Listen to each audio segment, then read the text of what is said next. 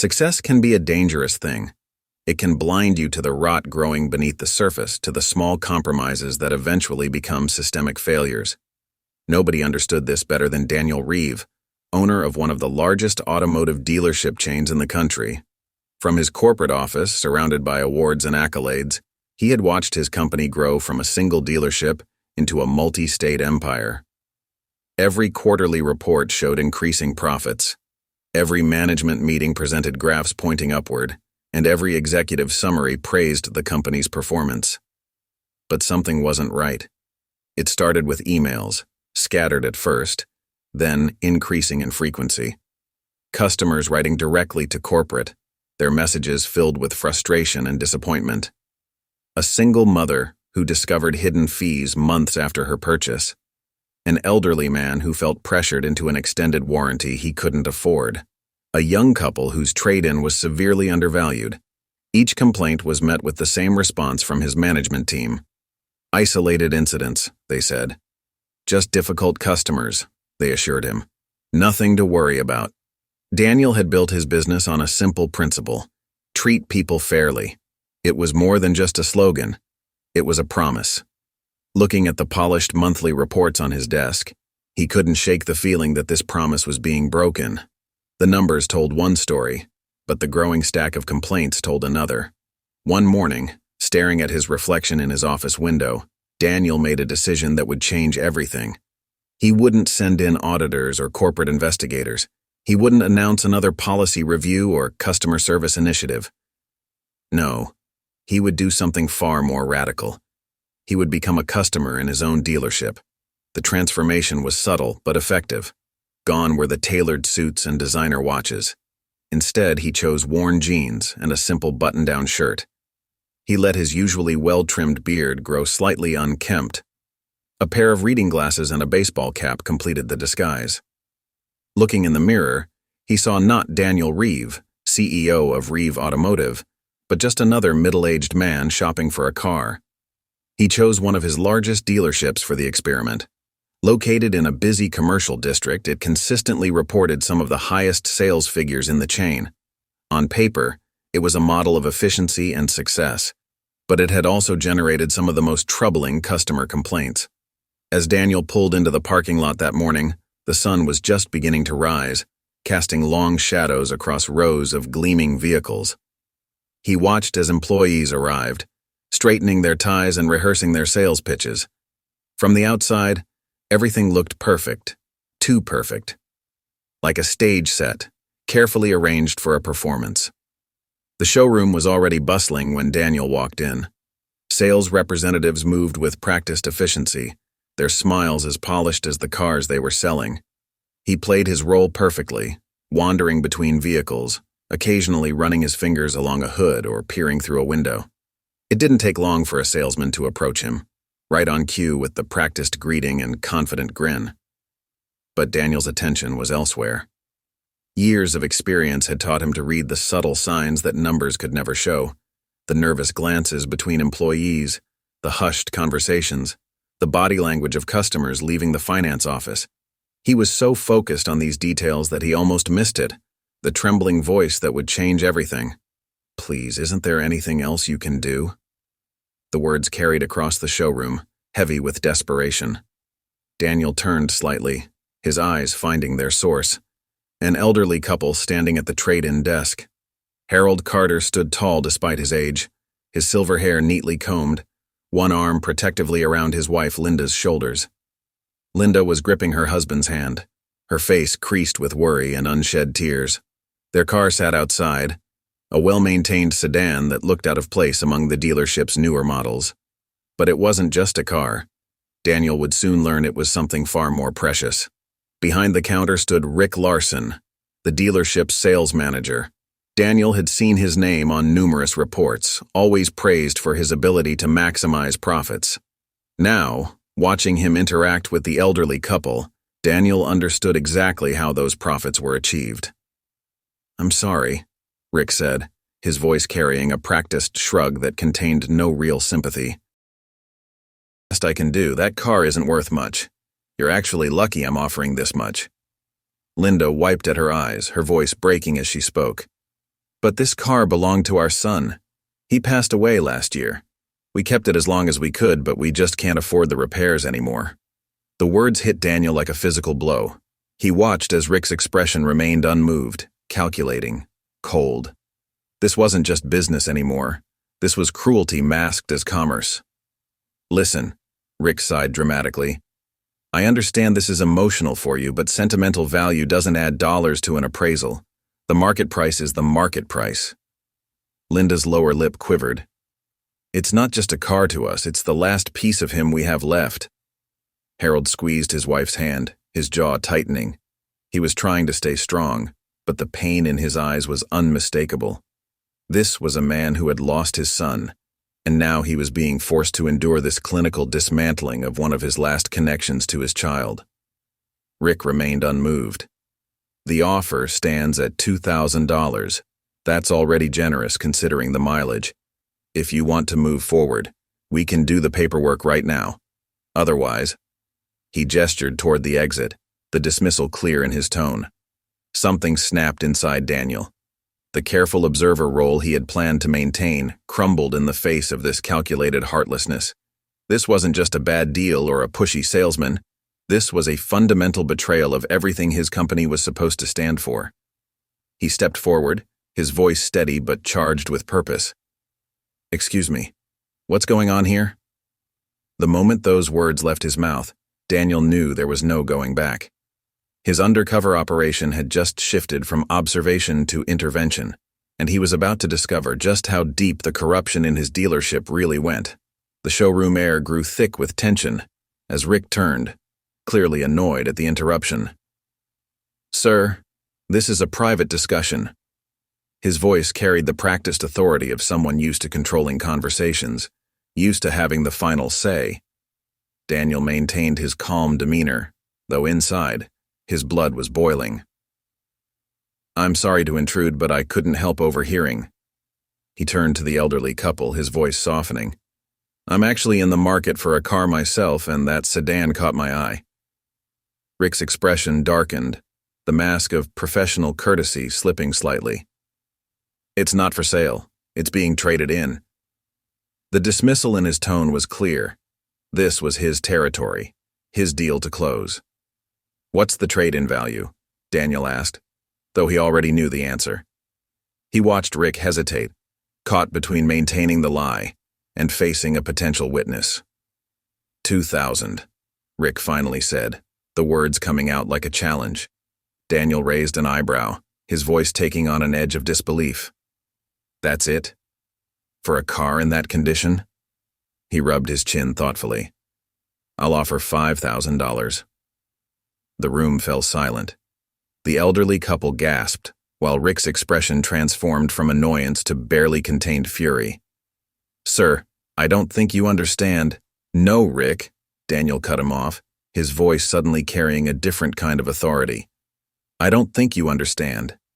He reached into his pocket and pulled out his business card, holding it up between two fingers. The Reeve Automotive logo gleamed under the showroom lights. The color drained from Rick's face as recognition dawned. The other employees who had been pretending not to watch suddenly froze, their eyes wide with realization.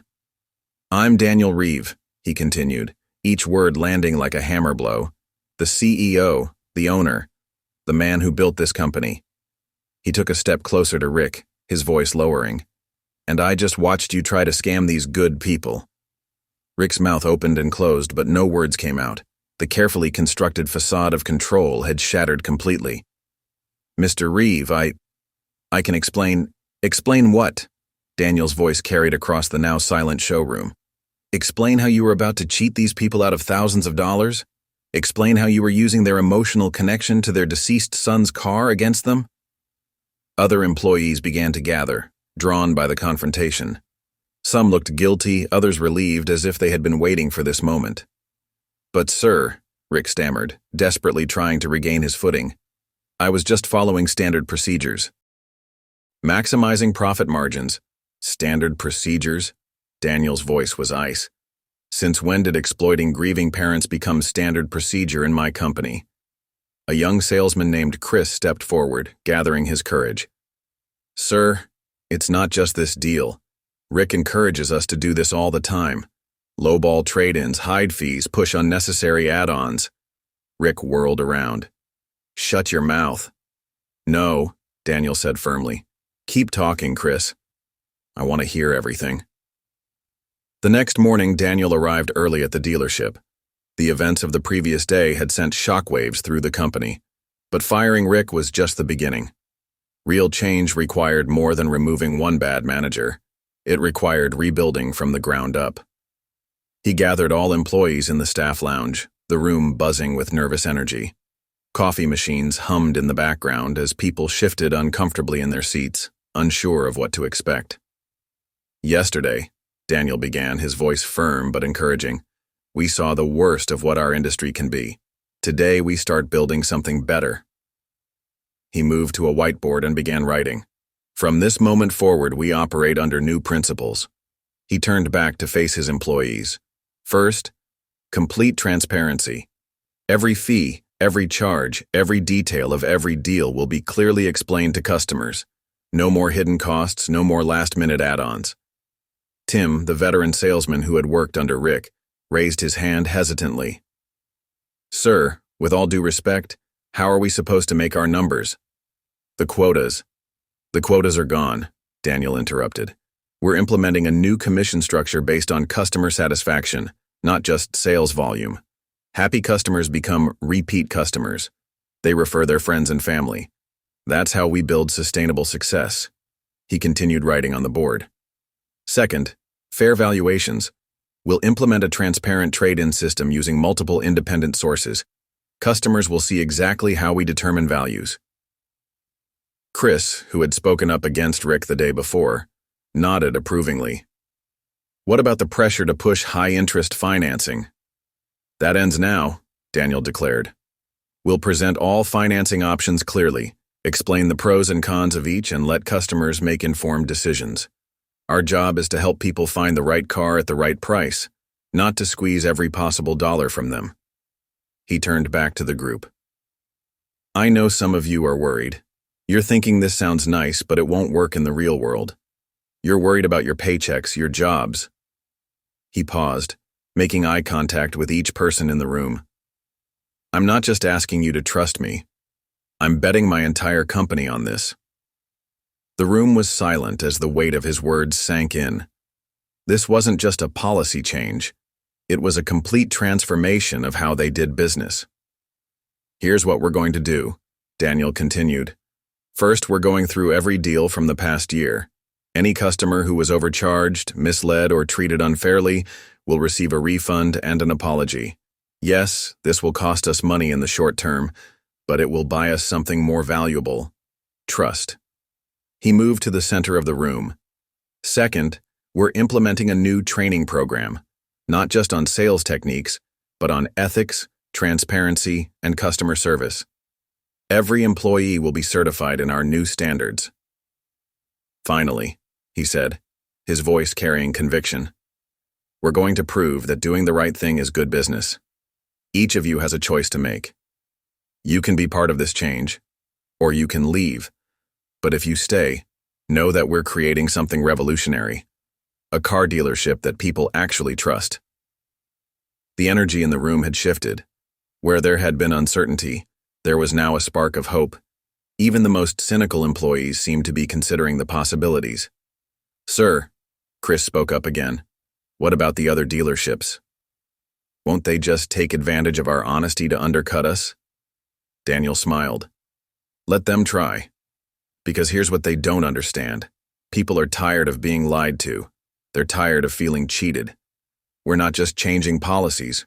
We're changing the game. And once people experience real honesty in this business, they'll never go back to the old way. As the meeting concluded, employees began to disperse, talking among themselves with a new energy. Some looked excited, others determined, and a few still seemed skeptical. But something had changed. A seed had been planted. Daniel watched them go, knowing that the hard part was just beginning. Change wasn't just about making announcements. It was about following through day after day, deal after deal. But for the first time in years, he felt truly aligned with his original vision for the company. They weren't just selling cars anymore. They were rebuilding trust in an industry that had forgotten its purpose. The morning sun streamed through the dealership windows, casting long shadows across the showroom floor. It had been 2 weeks since Daniel's dramatic revelation and the implementation of the new policies. The atmosphere in the dealership had transformed. There was an energy, a sense of purpose that hadn't existed before. Chris stood at his desk, finishing up a call with a customer. "Yes, ma'am, that's correct. We'll email you a complete breakdown of all costs, including any potential fees before you come in. No surprises, I promise." He hung up and smiled, catching Daniel's eye across the room. The front doors swung open, and a familiar couple walked in, Harold and Linda Carter. They moved with a different air now, their shoulders straight, their faces bright. Linda carried a small photo album under her arm. Daniel approached them warmly. "Mr. and Mrs. Carter, it's good to see you again." Linda's eyes welled with tears, but this time they were tears of joy. "We had to come back," she said, opening the photo album. "We wanted to show you something." Inside were photographs of their son, Michael, with his car, the same one Daniel had helped them keep. There he was, proudly washing it on a sunny day, posing next to it in his firefighter's uniform, teaching his niece how to check the oil. "These memories," Harold said, his voice thick with emotion. "You helped us keep them, but that's not the only reason we're here." Linda nodded. "Word's getting around, Mr. Reeve. People are talking about what's happening here, about how things are different." As if to prove her point, the showroom doors opened again. A young woman walked in, looking nervous but determined. She approached the front desk. "I heard you're making things right," she said. "I bought a car here 3 months ago and I think I was overcharged." Throughout the day, more people came. Some were past customers, coming to have their deals reviewed. Others were new, drawn by growing rumors of a dealership that actually told the truth.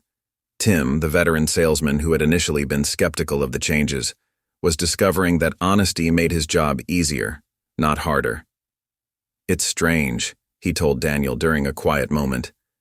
"I used to spend so much energy trying to hide things from customers. Now I just tell them the truth and they trust me. They're actually referring their friends." The numbers were starting to reflect the change. While profit margins on individual sales were slightly lower, volume was increasing. Customer satisfaction scores had skyrocketed. The dealership's online reviews, once a mixed bag of complaints and suspicion, were filling with stories of transparency and fair dealing. Chris approached Daniel's office late that afternoon, holding a stack of papers. "Boss, you need to see this. We've tracked the results of our first 2 weeks under the new policies. The data was clear.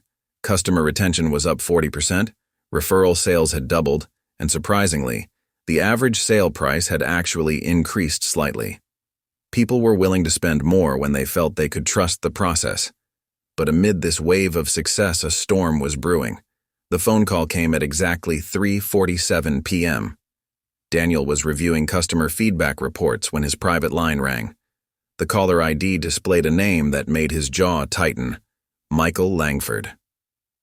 Langford Motors was their biggest competitor, known for aggressive sales tactics and flashy advertising. Michael Langford himself had a reputation for being ruthless, viewing the car business as a zero-sum game where ethics were optional extras. "Reeve," Langford's smooth voice oozed through the speaker, "we need to talk about what you're doing." Daniel leaned back in his chair. "Langford, to what do I owe the pleasure?" "Cut the act," Langford snapped. "You're causing problems."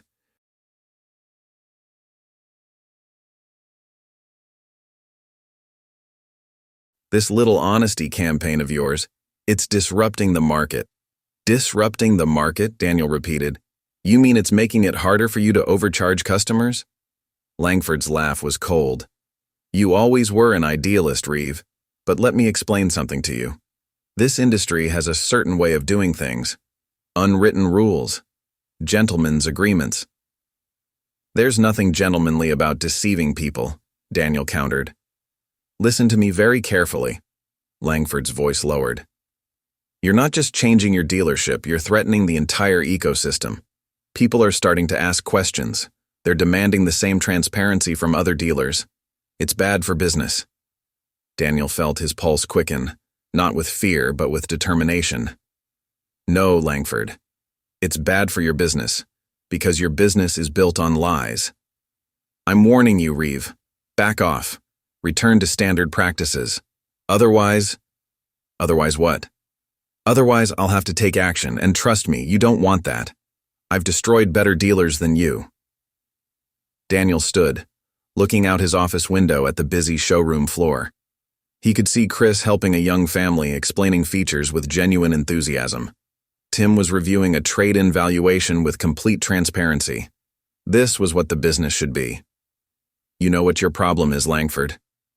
You've forgotten why we're here. We're not just selling cars, we're helping people make one of the biggest purchases of their lives. They trust us with their money, their safety, their families. Oh, spare me the moral lecture.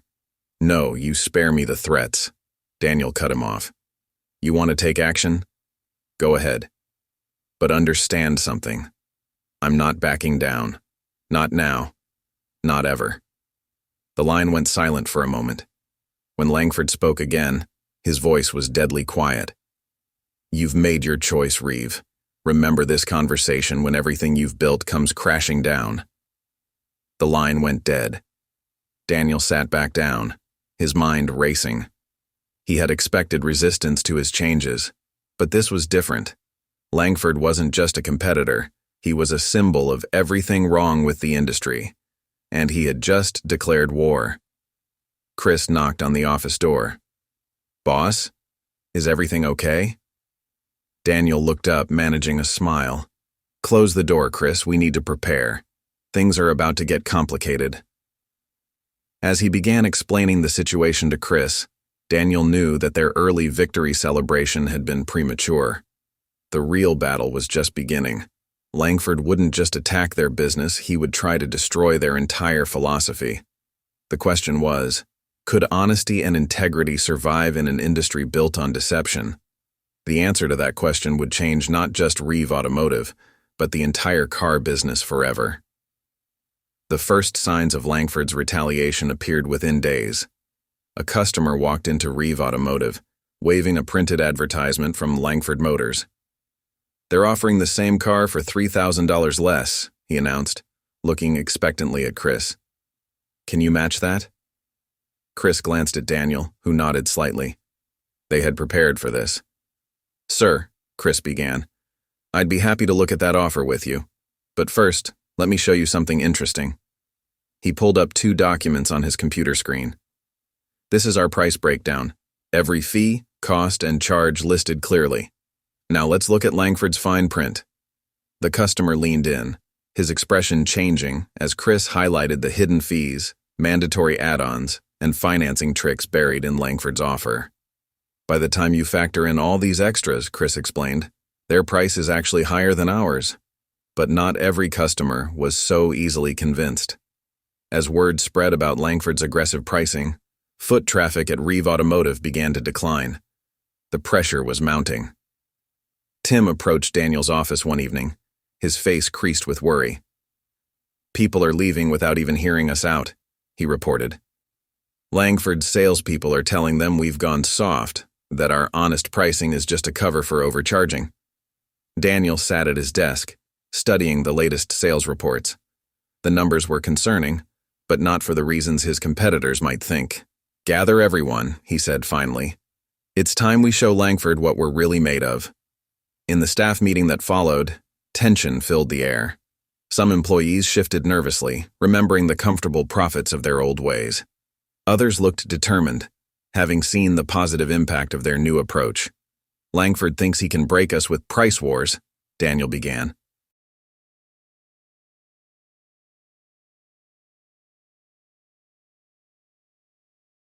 He's counting on us either matching his deceptive practices or watching our business die. But he's missing something crucial. He stood, moving to the whiteboard. We're not just competing on price, we're competing on trust. He drew a simple diagram. Every customer who walks through our doors has been lied to by car dealerships before. They expect deception. When we show them honesty instead, it changes everything. We're not just selling cars, we're selling peace of mind. But sir, one salesperson interjected, what about our bottom line? Daniel smiled. Let me show you something interesting.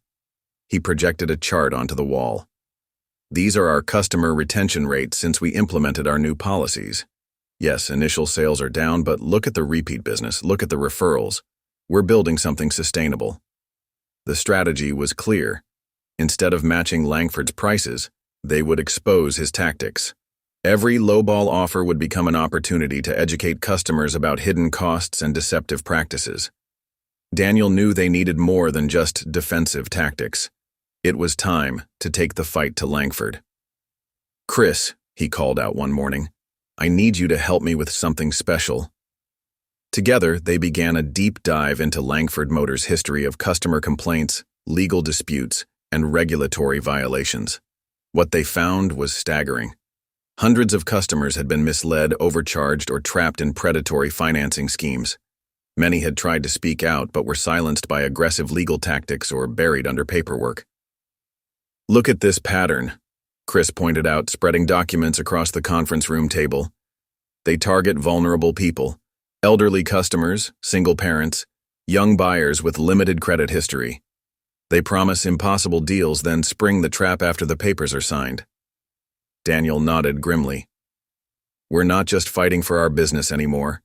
We're fighting for every person who's ever been taken advantage of by dealers like Langford. They launched their counteroffensive carefully, methodically.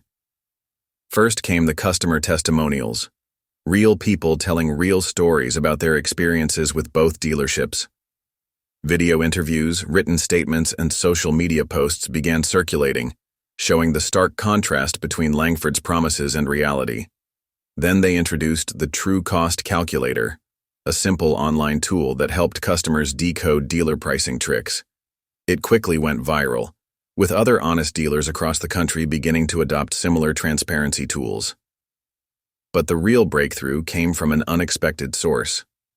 Sarah Chen, a former finance manager at Langford Motors, walked into Reeve Automotive one afternoon. I can't do it anymore, she declared, placing a thick folder on Daniel's desk. I want to tell people what really happens behind closed doors. Her testimony was devastating. She detailed systematic fraud, organized deception, and a corporate culture that celebrated exploiting customers. More importantly, she had documentation, emails, internal memos, training materials that spelled out exactly how to mislead customers while staying just within legal boundaries. What made you come forward? Daniel asked her, Sarah's eyes filled with tears.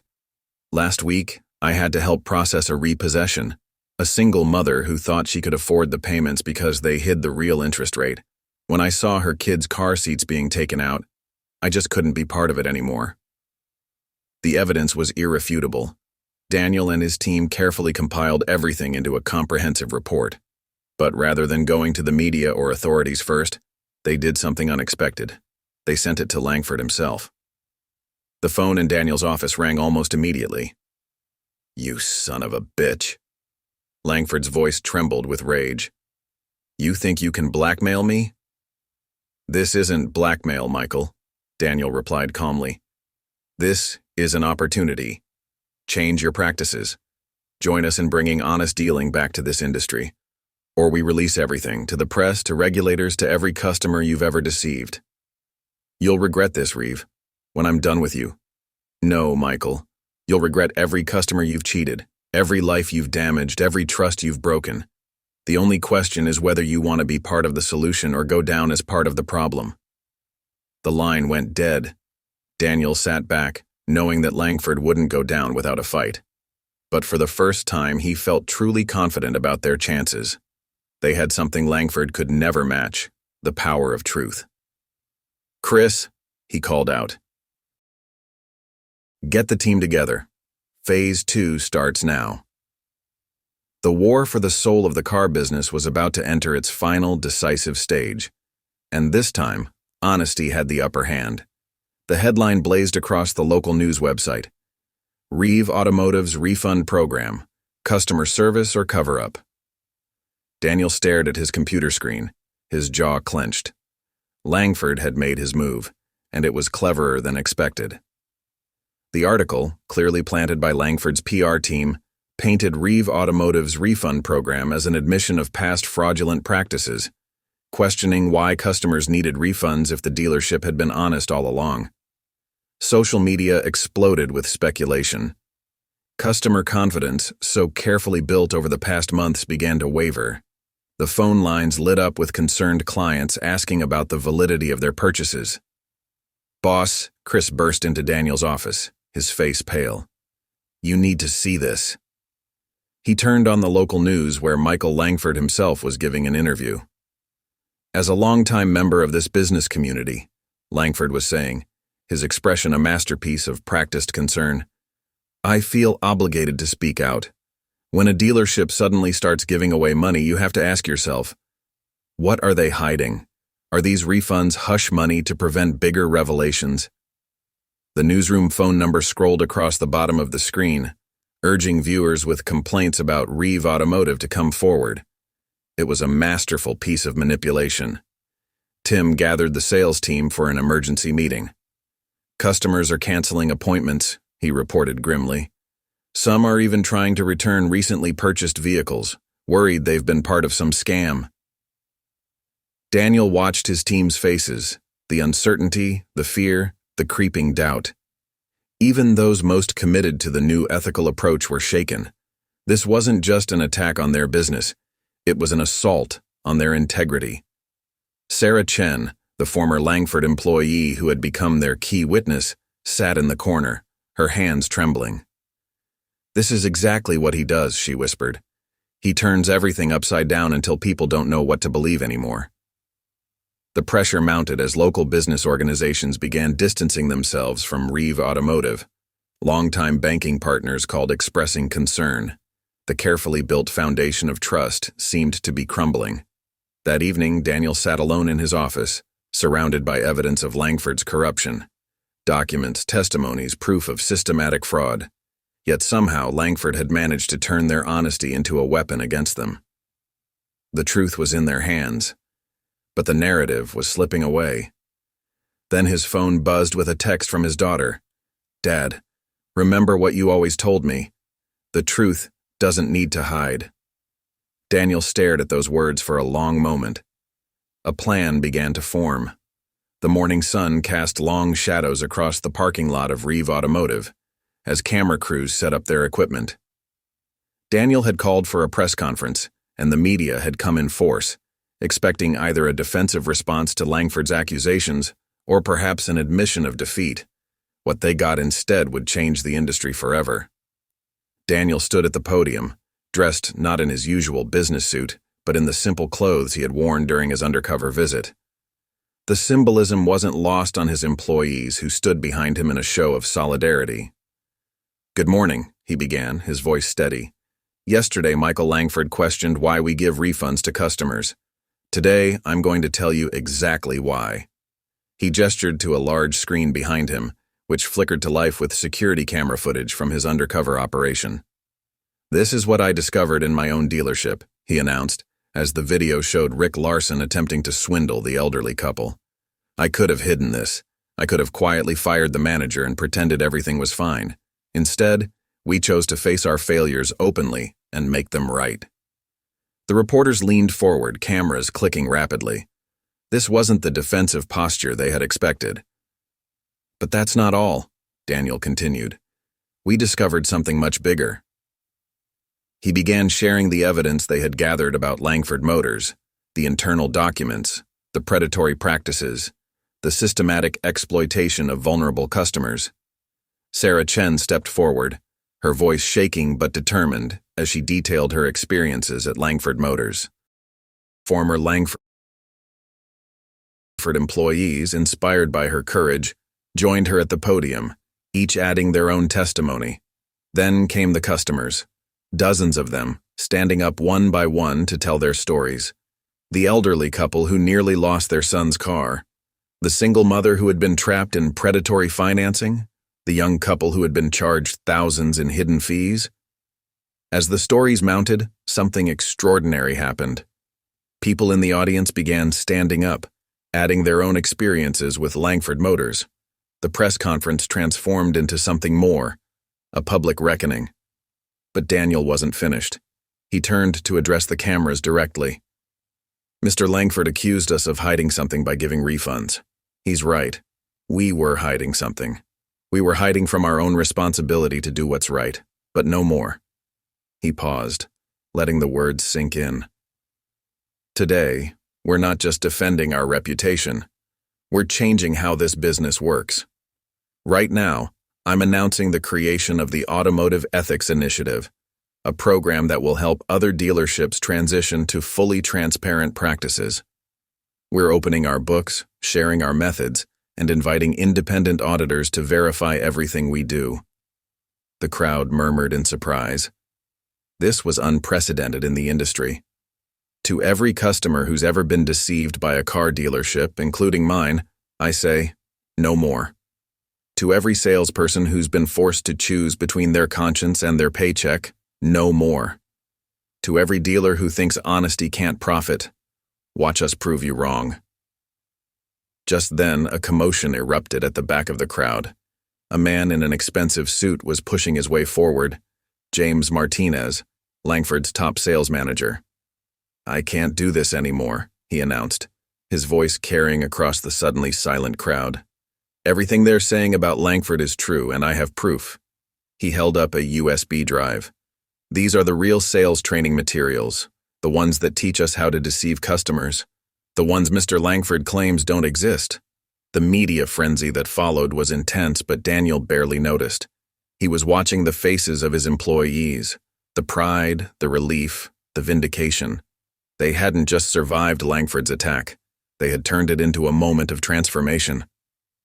As the press conference concluded, Chris approached Daniel with a smile. "You know Langford's going to try to discredit all of this, right?"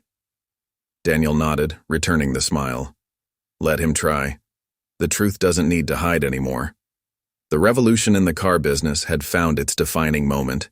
There would be no going back now. The aftermath of the press conference swept through the automotive industry like a tsunami. Within hours, major news networks picked up the story.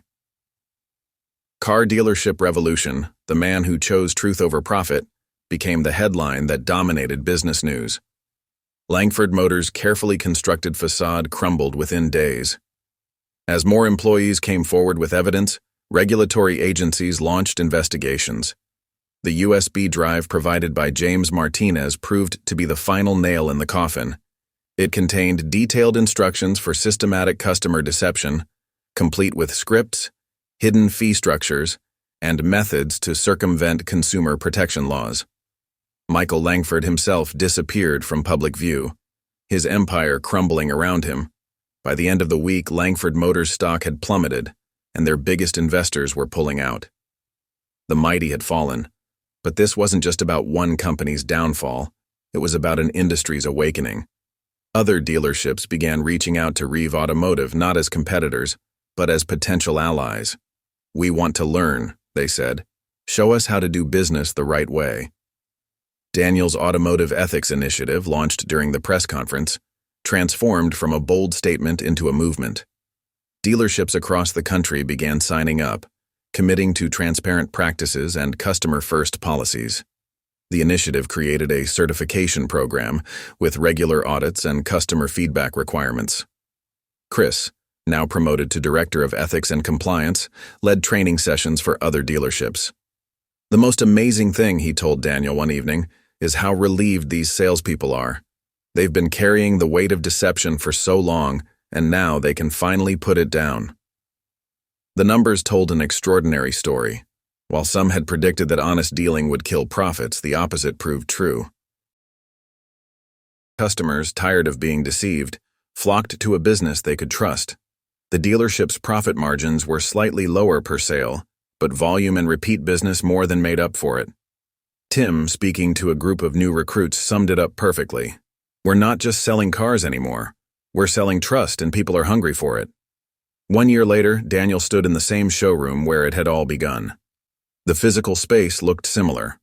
Gleaming cars, bright lights, busy salespeople, but everything else had changed. The wall that once displayed sales quotas now showed customer satisfaction scores and community involvement awards. The high-pressure sales office had been transformed into a transparent consultation area where customers could see all pricing details on large screens. But the real change was in the people. Sarah Chen, who had risked everything to expose Langford's corruption, now ran the dealership's customer advocacy department. James Martinez, after his brave stand at the press conference, had joined Reeve Automotive as head of their whistleblower protection program. Chris approached Daniel with a familiar envelope, another letter from Harold and Linda Carter. Inside was a photograph of their son's car, fully restored, parked in front of their house. A note read, "Thank you for proving that good people still exist in business. Our son would have been proud of what you've built." Daniel felt his chest tighten. He walked through the showroom, observing the natural interactions between salespeople and customers. No pressure, no deception, just honest conversations about needs and options. A young couple was working with Tim, who was explaining their financing options with complete transparency. "Here's what the payment would be with the standard rate," he was saying. "And here's what we might be able to do if we work with different lenders. All the fees and terms are listed right here." The woman turned to her partner with tears in her eyes. "This is the first time I've ever felt like a car dealer was actually on my side." Later that afternoon, Daniel gathered his team for their weekly meeting. The atmosphere was light, energetic, so different from the tense, competitive environment of the past. "You know what the best part is?" Chris said, looking around the room. "My kid asked me what I do for a living, and for the first time I felt proud telling him I sell cars." Laughter rippled through the room, but it was the kind of laughter that comes from shared understanding of a profound truth. Daniel stood, taking in the faces of his team. "A year ago, we took a stand. We chose truth when everyone said it would destroy us. We chose integrity when others said it was impossible." He paused, emotion thick in his voice. "But we didn't just change a dealership. We changed an industry." He walked to the window, looking out at the busy lot. A family was taking delivery of their new car, their faces beaming with excitement and trust. Next to them, a salesperson was showing an elderly customer detailed maintenance records for a used vehicle. "This," Daniel said softly, "this is what we were always meant to be." The revolution they had started was far from over. Other industries were beginning to take notice, asking questions about their own practices. The ripple effect was spreading, challenging the notion that business success required ethical compromise. As the sun set on another busy day, Daniel picked up a framed article hanging in his office. The headline read, "The Dealership That Changed Everything." Below it was a simple quote that had become their unofficial motto, "The truth doesn't need to hide." He smiled, knowing that somewhere, right now, another business leader was looking at their own company and wondering, what if we did things differently? What if we chose truth? The car dealership revolution had become something larger, a testament to the power of one person's decision to do what's right, no matter the cost. And in that victory, they had discovered something profound. Integrity wasn't just good ethics, it was good business. End.